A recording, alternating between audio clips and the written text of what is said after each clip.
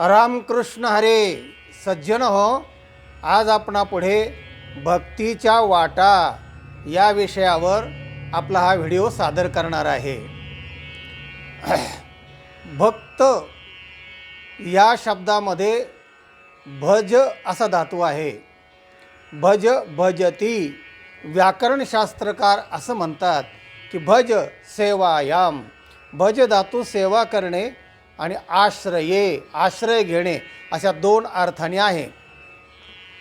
आश्रय घेणे म्हणजे जसं पांथस्थः क्लांतः सूर्यस्य आतपेन तरोर्मूलम भजते किंवा भजती. उन्हाने तापलेला वाटसरू जसा झाडाच्या सावलीचा आश्रय घेतो, तसं त्रिविध तापाने तापलेले जे लोक आहेत ते भगवंताच्या भक्तीचा आश्रय घेतात. म्हणून भज धातू आश्रय घेणे आणि सेवा करणे अशा दोन अर्थाने आलेला आहे. आणि मग त्याला त लागला की कर्मणी भूतकाल धातू साधित विशेषण बनतं त्याचं. म्हणजे भज भक्त, भजलेला, मुच मुक्त मुक्त झालेला, गम गत गेलेला, श्रु श्रुत ऐकलेले, अशा तने ते शब्द बनतात. तेव्हा इथं भक्त भजती म्हणजे भजणे. आपण देवाला भजतो आहेत, आपण वाटसरू आहेत, रस्त्या पार केलेला नाही, आपण भक्त नाही आहे. आपण भक्त याचा अर्थ होतो भजलेला, सगुण साक्षात्कारी, अनुभवी अशा अर्थाने भक्त. आणि आपण आहोत तो वाटसरू आहोत, वाट चालत वारकरी आहोत, चालत आहोत आपण त्या साध्याकडे. आणि त्या भक्त या शब्दाला पुन्हा ई लागली की भक्ती स्त्रीलिंगी होतं.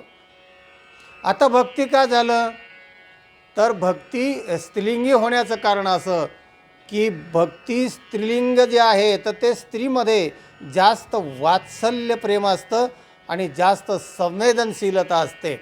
म्हणजे भक्तीचाच असा अर्थ नारद महर्षीने केला आहे. सा त्वस्मिन् प्रेम स्वरूपा. ती प्रेम स्वरूप आहे ती भक्ती. जसं गीतम गई गायते आणि त्याचं होतं गीतम म्हणजे गायलेले. पण गायलेले म्हणजे भगवंताने अर्जुनाला जी गीता सांगितली ती गायलेली आहे अनुष्टुप छंदामध्ये. पण त्याला गीतम नाही म्हटलं तर काय म्हटलं आहे गीता. इथे सुद्धा स्त्रीलिंग केलेलं आहे. तेव्हा एकम शास्त्रम देवकी पुत्र गीतम. एकम शास्त्रम देवकी पुत्र गीतम असं म्हटलं आहे. गीतम गायलेले, पण ती गायलेली केलं म्हणजे इकारांत करण्याच्या पाठीमागे भाव कसा आहे पहा. आणि तो भाव महत्त्वाचा आहे की भक्ती भक्तीच्या वाटा. तुकाराम महाराज हनुमंताला शरण जातात आणि म्हणतात शरण शरण हनुमंता तुम्हालो रामदूता काय भक्तीच्या त्या वाटा मज दावाव्या सुभटा. हनुमंतराय मला भक्तीच्या वाटा काय त्या दाखवा, सांगू नका, कारण तुम्ही त्या वाटेने गेलेले आहे, त्याचे चढ उतार तुम्हाला माहिती आहेत, म्हणून मला त्या वाटा दाखवा. आता भक्तीच्या वाटा काय असतात. नारद भक्तीसूत्र एकदा वाचा. नारदाने सांगितले सातुस्मिन् प्रेमस्वरूपा अशी ती भक्ती आहे. पुढे शंकराचार्य काय म्हणतात. शंकराचार्य आपल्या भक्तीचे शास्त्राचे वेदोपनिषदांचे व्याख्याते आहेत. त्याच्या अगोदर नवविधा भक्तीच्या ज्या वाटा श्री विष्णू स्मरणे परीक्षित भवद वैयासके कीर्तने प्रल्हाद स्मरणे तदंग्री भजने लक्ष्मी पृथु पूजने अक्रूरस्तुभिवंदने कपिपतिर्दासेथ सख्येर्जुना सर्वस्वात्मनिवेदने बलिरभूत कृष्णाप्तिरेषां परम. या श्लोकामध्ये किती प्रकारची भक्ती केली आणि ती कोणी केली अशी यादी सांगितलेली आहे. तेव्हा अशी नवविधा भक्तीच्या वाटा असताना वाटा दाखवा असं काय म्हणतात तर आपण वाटा कशी कशी वाट पुढे पुढे आली आणि ती कशी कशी सोपी होत गेली याविषयी आज विचार करणार आहोत. आता पहिलं शंकराचार्यांचं बघूया आपण. तर शंकराचार्य असं म्हणतात मोक्ष कारण सामुग्र्याम भक्तिरेव गरीयसे स्वस्वरूपानुसंधानम भक्तिरित्यभिधीयते. मोक्षकारण सामग्र्याम, मोक्षप्राप्ती म्हणजे दुःखमुक्ती होण्यासाठी जी सामुग्री लागते त्या सामुग्रीमध्ये सगळ्यात मोठी सामुग्री आहे भक्ती एव गरीयसी. भक्ती ही श्रेष्ठ सामुग्री आहे. तर भक्ती श्रेष्ठ आहे शिक्का मारला शंकराचार्यांनी. बरोबर आहे, म्हणजे ज्ञान कर्म वगैरे भेन त्यापेक्षा भक्ती श्रेष्ठ आहे. पण काय त्यांची भक्तीची व्याख्या आहे बघा. स्वस्वरूपानुसंधानम भक्तिरित्यभिधीयते. स्वस्वरूपाचं अनुसंधान ठेवणं, तैलधारावत अविच्छिन्न प्रत्यय भक्तिरित्यभिधीयते असं शंकराचार्यांनी दुसऱ्या एका श्लोकात म्हटलेलं आहे.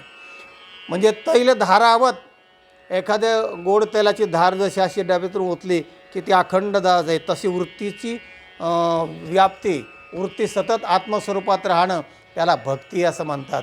म्हणजे स्वस्वरूप अनुसंधानम, स्वस्वरूपाचं अनुसंधान सतत ठेवणं त्याला भक्ती असं म्हणतात, असं आचार्य म्हणतात.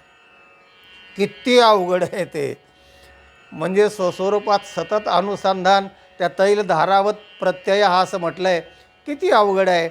पुढे ज्ञानेश्वर माऊली म्हणजे कित्येक वर्षानंतर काय म्हणतात ते बघा.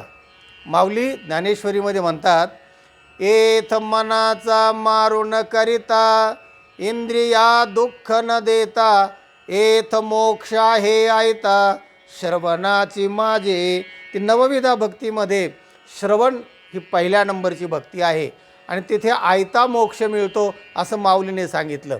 म्हणजे तिथे काय करावं लागतं, तर तिथे इतकं सोपं सांगितलं आहे माऊलीने की मनाचा मारू न करिता, इंद्रिया दुःख न देता, एथ मोक्ष आहे आयता, श्रवणाची माझी. श्रवण केलं की मोक्ष, आनंद. इतकं भक्तीचं सुलभीकरण सांगितलेलं आहे. त्याच्यानंतर कित्येक वर्षांनी तुकाराम महाराज काय म्हणतात. तुकाराम महाराज म्हणतात, भक्ती पंथ बहु सोपा, पुण्य नागवे या पापा, येणे जाणे खेपा, येण्याची एके खंडते, भक्ती पंथ बहु सोपा. भक्तिमार्ग हा सगळ्यात सोपा आहे, पुण्य लाभतं, सगळं दुःख नाहीसं होतं, तुकाराम महाराज म्हणतात. तेव्हा प्रसिद्ध एक अभंग आहे तुकाराम महाराजांचा, सगळ्या वारकऱ्यांच्या पाठ आहे. नाम संकीर्तन साधन पै सोपे. भक्ती सोपी आणि नामसंकीर्तन त्याचं साधन पण सोपं आहे. जळतील पापी जन्मांतरीचे, जळतील पापी, सगळे पाप जळून जातील. न लगती सायास जावे वनांतरा, सुखे येतो घरा, नारायण सुखे येतो घरा. इतकी सोपी आहे. न लगती सायास, सायास नको, वनांतरात जायला नको, प्रत्यक्ष नारायण घरी येतो. तुकाराम महाराजांच्या आला, नाथांच्या आला तसा. ठायेच बैसोनी करा एक चित्त, आवडी अनंत आळवावा. आवडीने अनंताला आळवा. जागेवर जिथे असे तिथे बसून जरी आळवला तरी नारायण तुम्हाला प्रसन्न होईल, घरी येईल. रामकृष्ण हरी एवढंच म्हणा. विठ्ठल केशवा मंत्र हा जपावा सर्व काळ. तुका म्हणे सोपे आहे सर्वाहुनी, शहाणा तो धनी घेत असे. किंवा घेतो येथे. शहाणे माणसं या सोप्या मार्गाने जातात, फल तेच आहे. तेव्हा भक्ती ही सर्वात सोपी आहे, सर्वांसाठी आहे. यारे यारे लहान थोर याती बलते, नारे नर करावा विचारण लगे चिंता गमनासे. असा भक्तिमार्ग धरा, आपलं जीवन आनंदमय होईल आणि आपलं जीवनामध्ये कल्याण ज्याला म्हणतात, सार्थकता ती प्राप्त होईल, असा या व्हिडिओचा तात्पर्य अर्थ आहे. हा व्हिडिओ इतरांना पाठवा आणि निम्रात महाराज जाधव या चॅनलला यूट्यूबला सबस्क्राईब करा. ज्ञान ऐकत रहा, वाटीत रहा, आनंदी रहा. रामकृष्ण हरी.